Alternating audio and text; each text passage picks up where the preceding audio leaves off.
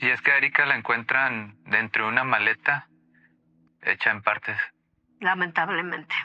Sin la parte superior, sin la cabeza.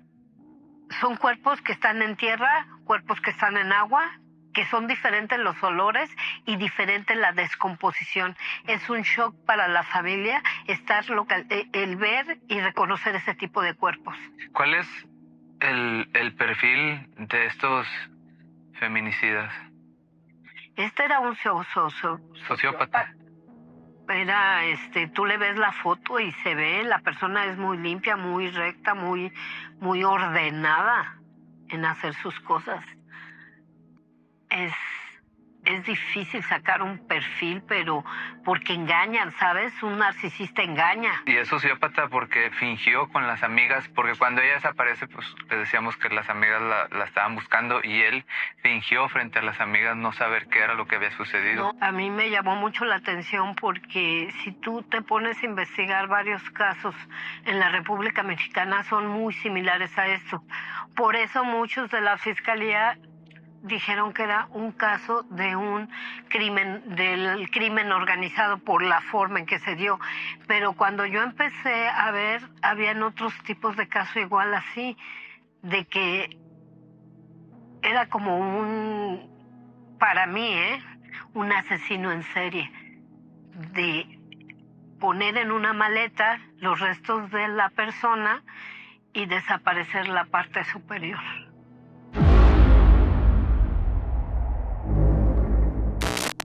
Bienvenidos una vez más a este podcast Plática, donde hablamos de injusticias, donde le damos voz a feminicidios, a desapariciones, a injusticias en general, tanto de hombres como mujeres. Y el día de hoy hablaremos de Erika Sánchez Basaldúa, una chica de 25 años que lamentablemente es víctima de feminicidio en manos de su compañero de cuarto, su roomie. Una chica que venía de Canadá a abrir una cafetería en Quintana Roo, en Tulum, y lamentablemente este hombre de la Ciudad de México le quita la vida. Y el día de hoy no estoy solo, estoy con Bianca. ¿Cómo está?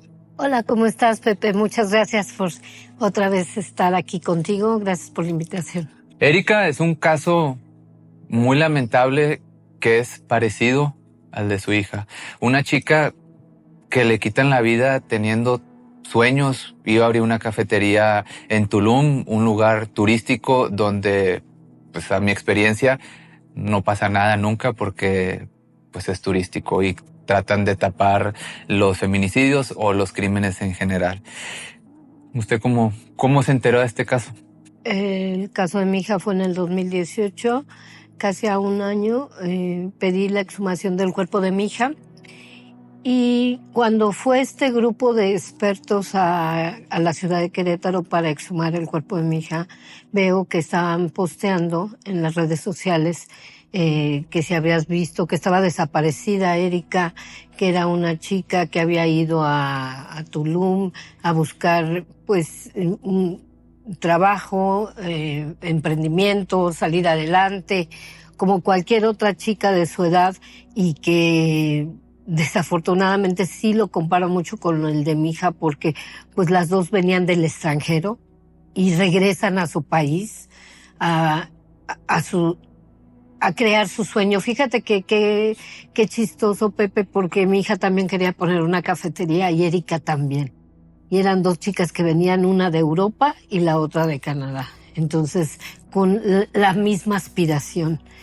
Cuando exhuman el cuerpo de mi hija, yo veo esto en las redes y les comento al grupo de expertos que venían de Quintana Roo para exhumar el cuerpo de mi hija, y les hago el comentario: oye, hay una que es algo también muy lamentable y es algo que a mí me duele mucho, que muchas personalidades del ámbito de la fiscalía se dirigen a nuestras hijas como la enmaletada, la violada, puedo decirte más sobrenombres que son muy fuertes para nosotras. Todas esas mujeres tienen nombre. Y en este caso estaba una que todavía no tenía nombre, pero que ya había aparecido. Entonces, como estaban todas estas personalidades, estos expertos en el tema, yo les dije: ¿y si es Erika? y si es la chica que están buscando, y desafortunadamente pues así fue. Y es que a Erika la encuentran dentro de una maleta hecha en partes. Lamentablemente.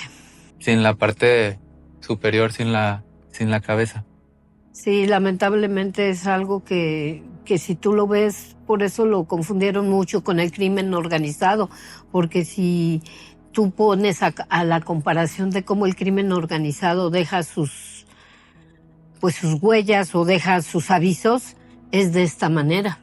Que en un principio este feminicidio estuvo mal clasificado, pero no sé si eso lo hablamos más adelante o empezamos a cómo fue que sucedió el crimen. Pues si quieres lo hablamos más adelante. Ella trabajaba en un hotel de Tulum que se llamaba Azulik. Venía saliendo de este lugar, iba a su casa donde compartía vivienda con esta persona, oriundo de la Ciudad de México, que yo en un principio creía que era su pareja, pero usted me dice que era su roomie. Pues yo no creo que haya sido su pareja. Yo creo que allá en Quintana Roo pues hay mucha gente que se conoce, se ayudan entre ellos, entre lo que rentan dicen, bueno, yo te ayudo y pues hay una hermandad, ¿sabes? Una amistad que muchos de los que se encuentran allá, que vienen de otros estados, incluso de otros países, pues se echan de uno con otro la mano.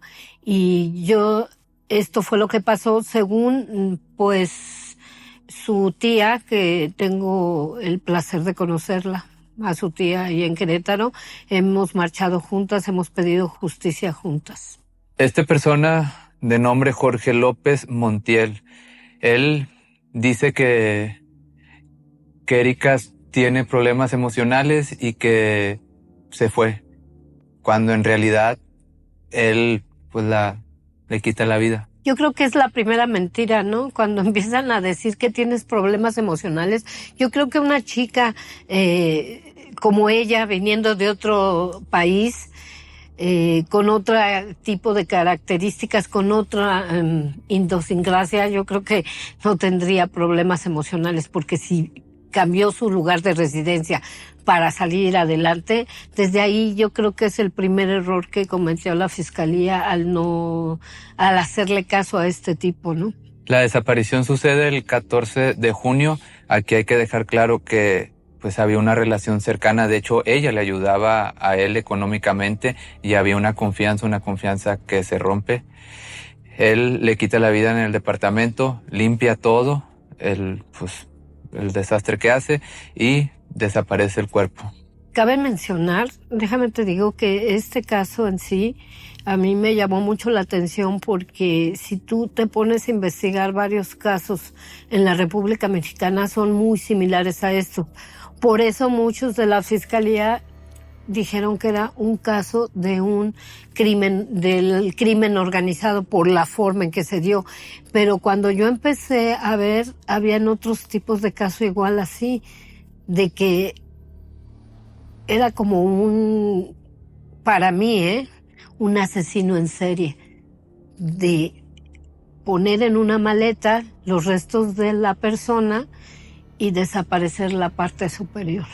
Que inventó que ella tenía una crisis emocional y pues la desapareció y el cuerpo estuvo sin identificar 4 meses.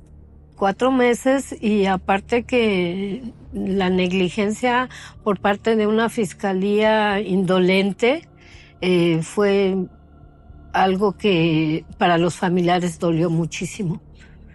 Y más cuando tú no habías localizado, cuando tú andabas en búsqueda de tu familiar desaparecido. ¿Al cuánto tiempo encuentran el cuerpo? Pues a los días, porque la maleta apareció en una calle. Simplemente los familiares, el sentir de los familiares, el ver que no aparecía la persona que estaban buscando, y ver que de repente dan con ella, pero de una forma inesperada, que ellos nunca pensaron, porque toda persona que busca a alguien quiere encontrarla viva, no muerta. Y es que ella la encontraron cerca de un panteón de Playa del Carmen. La encuentran pero no la identifican y los familiares siguen buscándola. porque no la habían identificado. ¿Cómo va a sentir o qué siente la familia que están buscando y todo el tiempo estuvo ahí en la... Tan cerca y tan lejos, ¿no?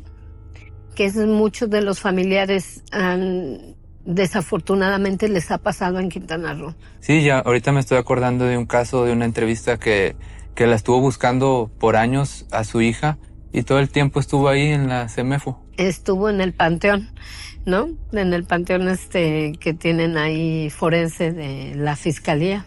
Y la habían encontrado, en ese caso en el que yo le hablo del que entrevisté, la habían encontrado a los pocos días, años buscándola, todo el tiempo estuvo ahí. Pues lo que pasa es que tú ya también entrevistaste a una persona que hace el kit forense, que Becky Bios, que muchas personas piensan que no nos sirve para nada. En el caso mío, que también tuve una persona desaparecida, de verdad yo me daba de topes de no haber tenido ese kit forense. Sí, porque puedes evitar muchas situaciones. El ir a reconocer cuerpos, el ir a reconocer un cuerpo no está tan fácil, Pepe, porque son cuerpos que están en tierra, cuerpos que están en agua, que son diferentes los olores y diferente la descomposición. Es un shock para la familia el ver y reconocer ese tipo de cuerpos.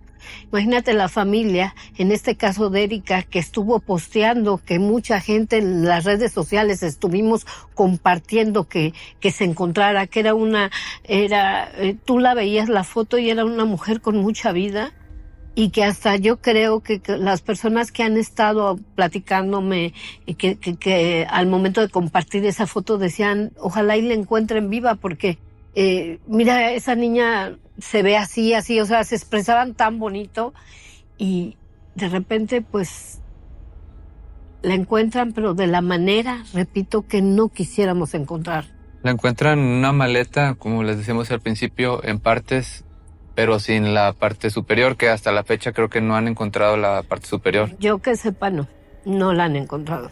Se puede imaginar el trauma de la mamá, porque como le decía, en el caso de la señora Jacqueline que me tocó entrevistar, pues ella dice que ella no parió dos partes, porque en su caso fueron, no recuerdo cuáles partes, pero solo encontraron 4. Ella dice, yo di a luz una niña completa, y es el mismo caso de Erika, de la mamá de Erika, pues ella dio a luz una persona completa. Y una persona trabajadora, ¿no? Su mamá nunca se imaginó que regresaría su hija a su país para que la mataran. La señora, como contexto, se dedicaba a la hotelería, era, ¿cómo se le llama? Ama de llaves. Ama de llaves. Que en la infancia Erika la acompañaba y hay una anécdota de que pues se escondía en el carrito de la limpieza y pues que era una niña muy simpática, muy encantadora. Sí, pues se ven las fotos, ¿no? Yo no tuve el gusto de conocerla, pero simplemente su foto habla del tipo de persona que era Erika. Y muy lamentable su muerte, y más este caso también sucumbió ahí en Quintana Roo por la forma, ¿sabes? La forma en que fue abandonada. O sea, no hay respeto por una mujer, no hay respeto, como te digo, de cómo fue depositada. Y aparte de cómo fue depositada, cómo los medios también y las colectivas trataron este caso. Porque ya se había dado la persona, el responsable, y por la negligencia de una colectiva de estar posteando su imagen, pues le dieron oportunidad de irse a esta persona. Jorge López Montiel, que estuvo prófugo 3 años. Sí, se fue, pues no podían localizarlo, y fue cuando fue la pandemia, exactamente. Entramos a un proceso de pandemia donde tú bien sabes que supuestamente dicen que él se fue en una embarcación, por eso no daban con él. Que lo encontraron en Oaxaca. Pero ¿por qué dice que el colectivo tuvo cierta responsabilidad en que estuviera prófugo tanto tiempo? Lo que pasa es que nosotros como colectivas no podemos estar posteando ciertas situaciones y mucho menos si no tenemos la autorización de la Fiscalía. La Fiscalía ya había emitido un código rojo, ¿sí? Un código de búsqueda para esta persona. Pero al momento de que la colectiva empieza a subir la foto y que la estamos buscando, puede ser contraproducente el darle aviso porque ya te están buscando en las redes sociales. Pero el código rojo y la foto no es lo mismo. Es que aquí el problema es de que muchas colectivas se creen con la autorización de estar posteando algo que va a ser contraproducente para la investigación. Y fue lo que pasó en el caso de Erika. Le dieron tiempo al tipo para que se pudiera ir, pero al fin y al cabo tenía que regresar. Como todo extranjero, cuando tú te vas a otro lado, tienes un tiempo para regresar y volverte a ir, y a él no le dieron la oportunidad. Por eso lo atraparon donde lo habían atrapado. Aparte, cuando lo atrapan en Oaxaca, pues como yo tengo el colectivo de allá, Mi Lucha es Tu Lucha, pues yo siempre seguía, como palomeaba todos los casos, y en una de esas me dicen, tenemos buenas noticias, ya lo atrapamos. Entonces yo me puse muy contenta, bueno, pues porque cada vez que atrapan un feminicida, pues es un gusto, aunque no sea mi hija, ¿sabes? Pero yo creo que es algo que dices, lo atrapamos o lo atraparon. Y de verdad te llena de alegría porque dices, es un triunfo donde ya lo veíamos perdido, porque eran 3 años y no se daba, no dábamos con él, como otros casos que han quedado inconclusos en Quintana Roo, que hay otro feminicida que también lo andan buscando y no hemos dado con él. Pero regresando a lo del colectivo, yo me puedo poner en sus zapatos y digo, pues comparto la foto porque así metemos presión a la fiscalía, porque los de la fiscalía y los abogados siempre te dicen, no hagas ruido porque vas a interferir en las investigaciones, que sí, pero también es como que, esto es mi opinión, es como que no hagas ruido porque haces público y nos metes presión. Y con tantos casos que tienen, hacer presión, pues a ellos no les conviene. Entonces pudiera ponerme del lado del colectivo, que en esa ocasión pues sí se equivocaron, pero pues es entendible. Pero ese mismo colectivo lo que hizo en un caso de una argentina también bloqueó la investigación. ¿Quieres platicar eso?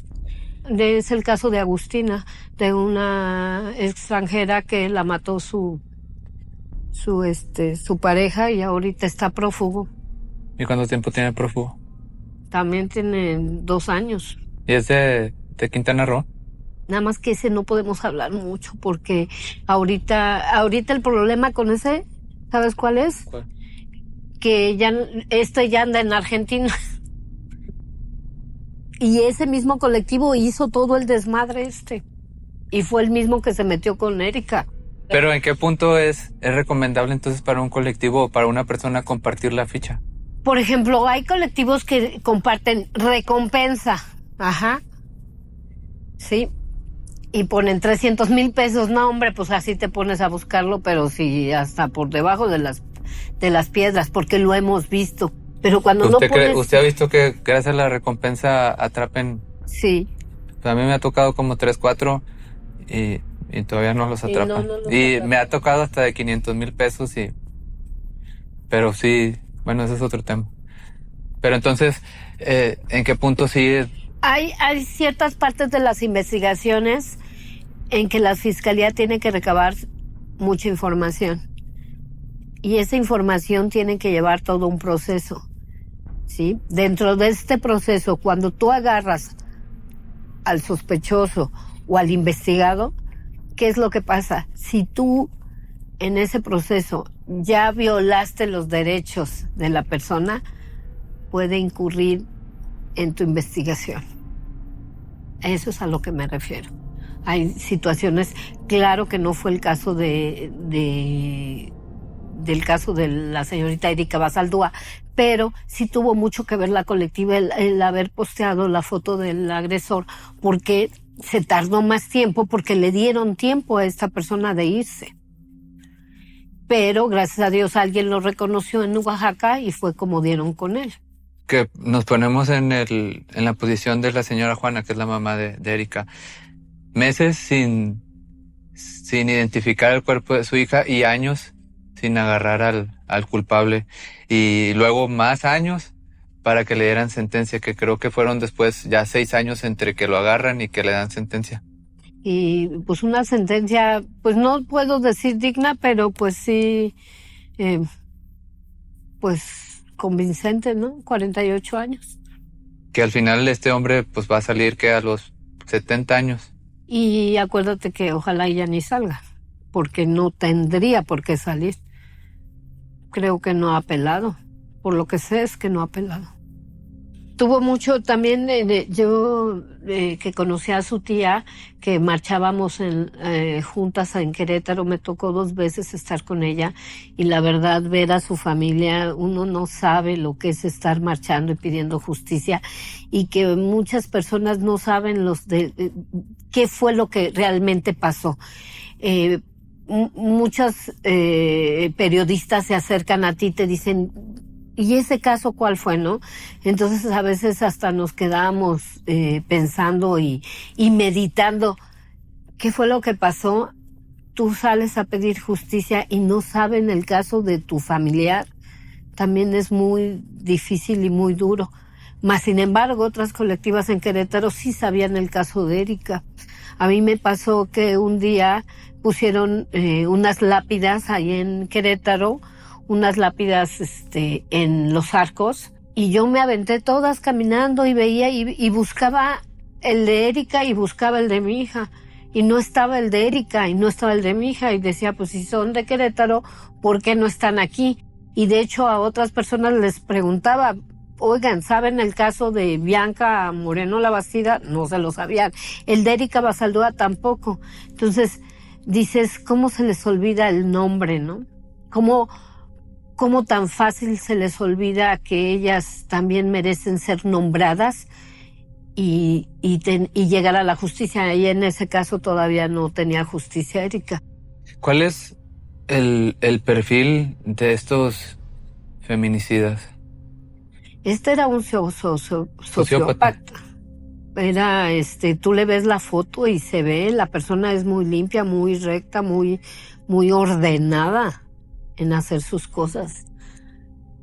Es difícil sacar un perfil, pero porque engañan, ¿sabes? Un narcisista engaña. Y es sociópata porque fingió con las amigas, porque cuando ella desaparece, pues le decíamos que las amigas la estaban buscando y él fingió frente a las amigas no saber qué era lo que había sucedido. No, y luego mentir y decir que ella estaba mal emocionalmente, que extrañaba a su familia, que estaba mal. Yo no me creo eso, pero probablemente ahorita ya con ciertos datos que tú vas recolectando, con las pláticas que tienes con criminólogos, y cómo el criminólogo arma todo un caso y te dice, primero hizo esto, el otro, esto, sin tener la escena del crimen, simplemente por cómo hizo las cosas. Es bien interesante, Pepe. A mí me gustaría que entrevistaras un criminólogo, de verdad, de platicar con un criminólogo y cómo arma todo pues el caso, y aparte cómo detecta cómo fueron las cosas y cómo él actúa y su patrón de actuación es interesantísimo. En el caso de su hija, ¿tuvo un criminólogo? Tengo un criminólogo muy bueno. ¿Y qué fue lo que él descubrió? En el caso de mi hija, la verdad a mí me dejó muy impresionada porque el día que me puso, me lo plasmó en la pared, cómo iba poco a poco actuando la persona y cómo fueron desarrollándose las cosas. Me impresionó muchísimo que él sí tuviera el modus operandum, el tiempo y lugar, la forma, y cómo se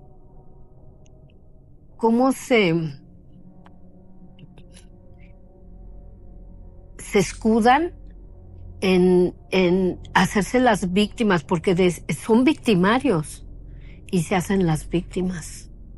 O sea, se hacen los inocentes, los agresores.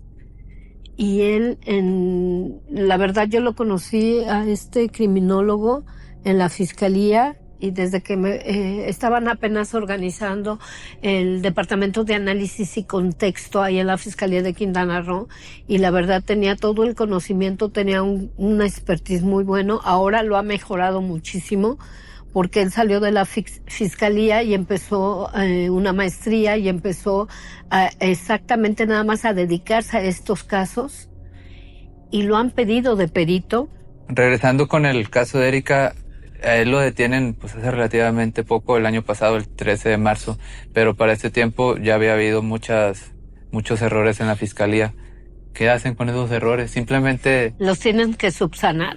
Y es que también te voy a contar algo. En Quintana Roo lo que ha pasado es que ahorita destituyeron a un fiscal, que es Miguel Ángel Sempech, y luego ponen a otro fiscal que llega a medio arreglar. Pero medio arreglar, y lo que había hecho el otro fiscal ya se perdió y empiezan otra vez de cero. Sí, y empieza otro fiscal que ahorita que empieza otra vez a trabajar desde cero, porque acuérdate que cada vez que pasa, que entra un fiscal trae a su gente y tiene que estar viendo en qué está fallando la fiscalía.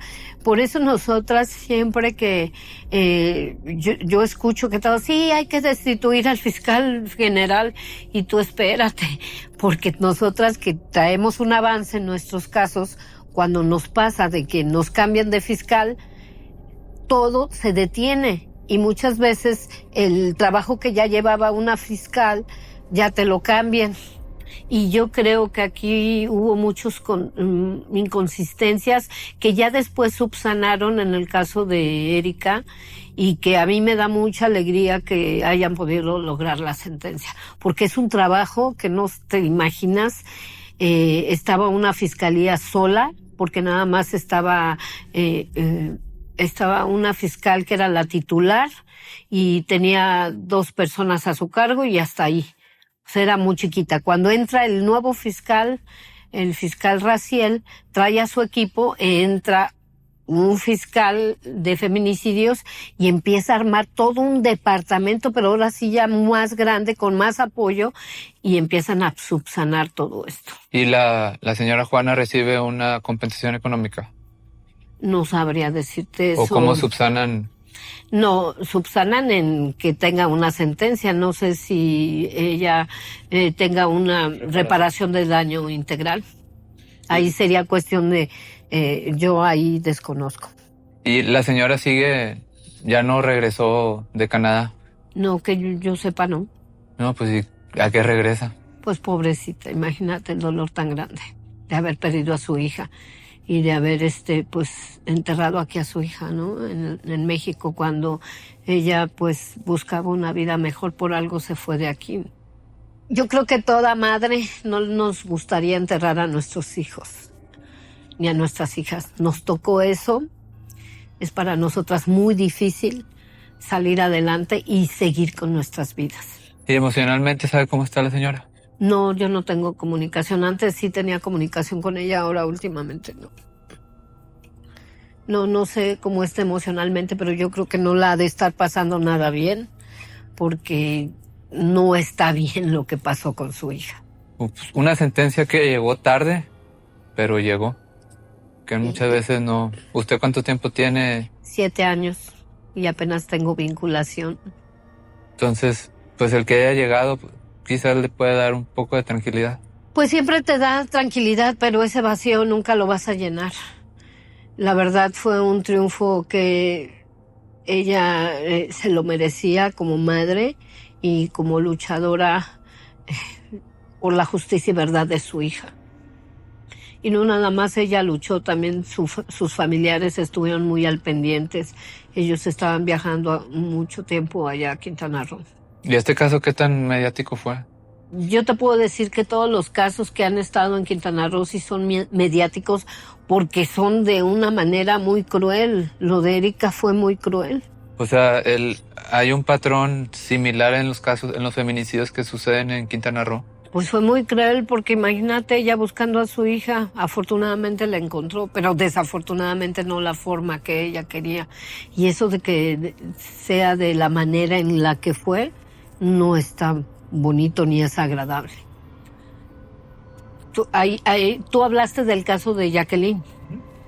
Imagínate la señora encontrar 2 piezas de su hija. No es tan agradable.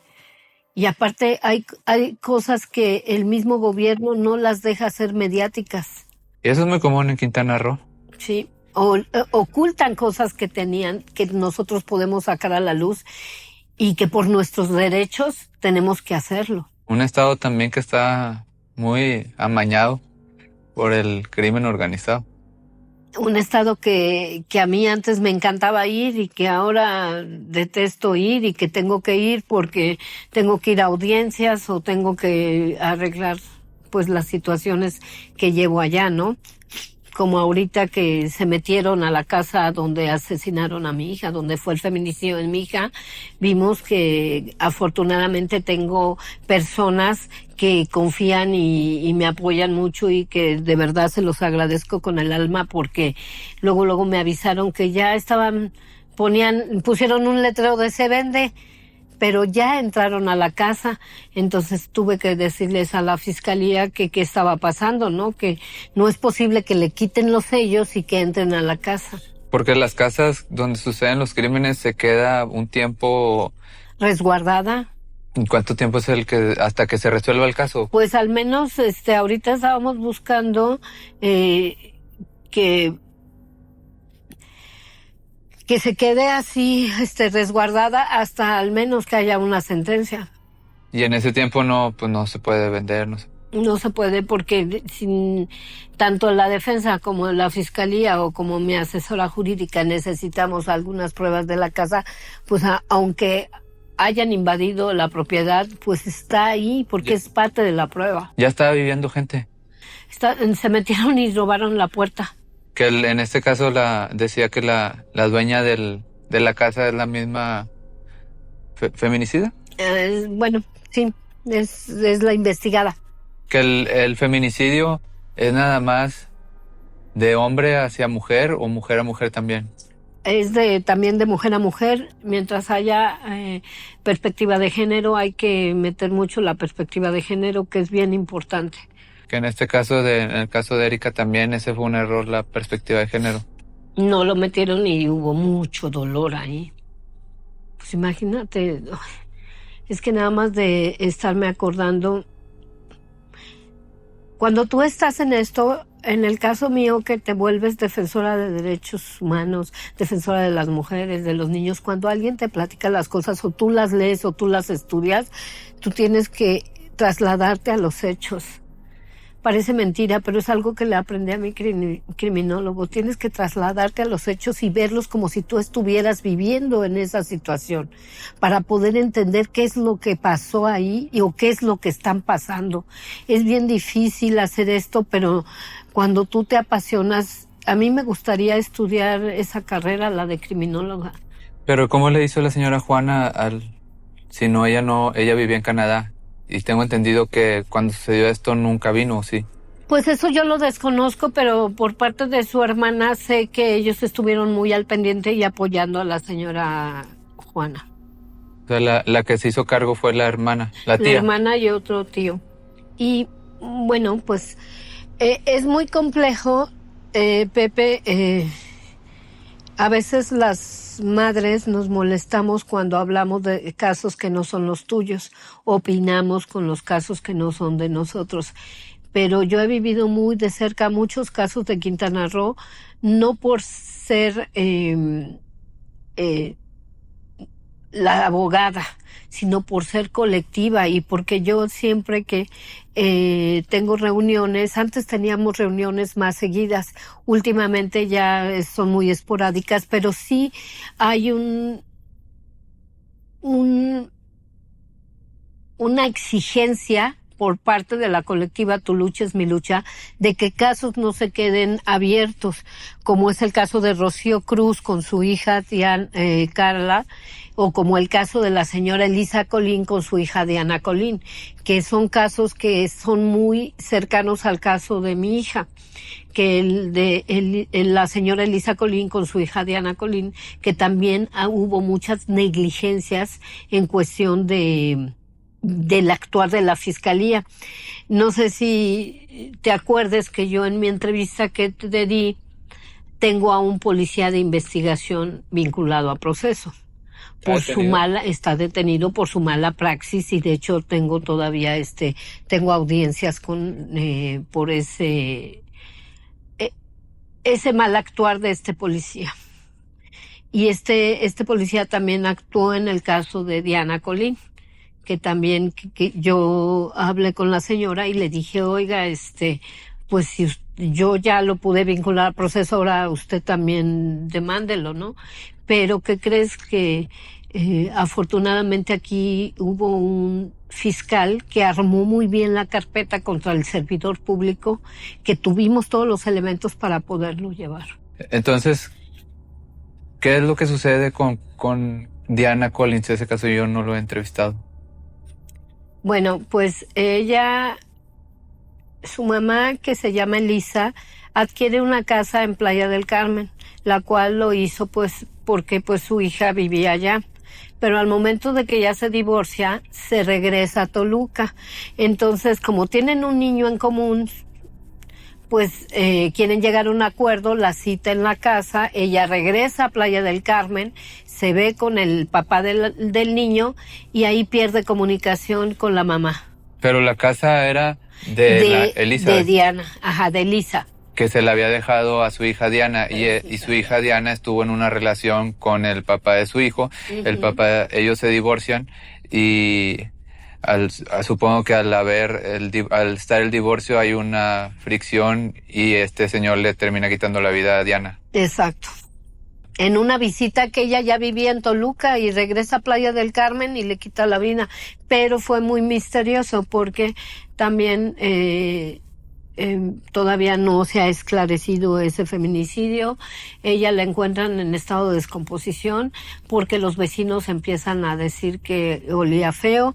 Aparte, la señora Elisa estaba buscando a su hija porque ya no había comunicación, y la persona que estaba con el niño, que era el ex esposo de Diana, pues tenía al niño.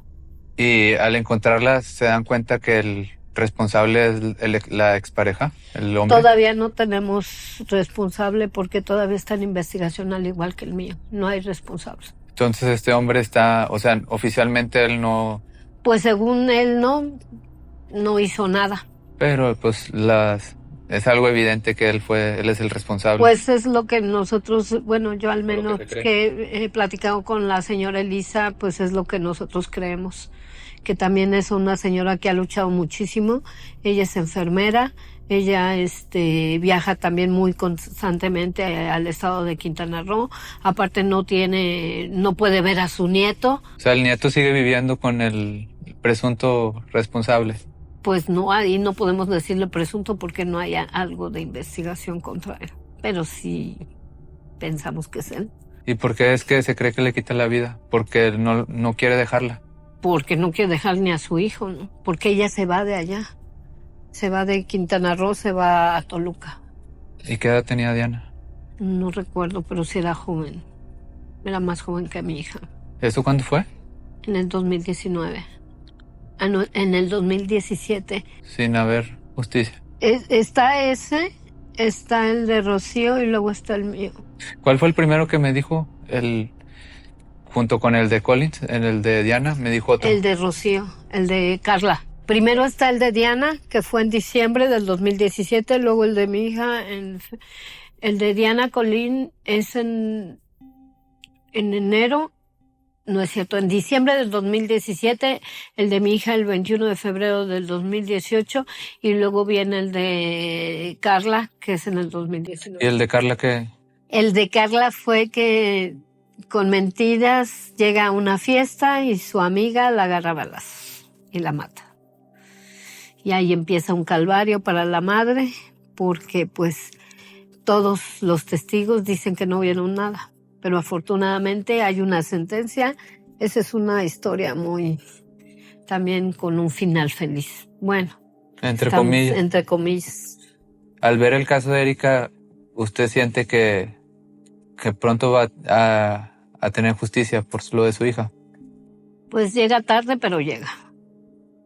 Es algo que me conmovió muchísimo, me dolió muchísimo. La muerte de Erika era muy similar a lo de mi hija, porque eran dos mujeres que habían salido de su país, que regresaron a su país y que las matan. Personas que decían ser... Sus amistades, sus roomies, no sabemos. Si alguien quiere ponerse en contacto con usted, ¿cómo la encuentra? Bianca Labastida en Instagram, Justicia para Bianca Moreno Labastida en Facebook.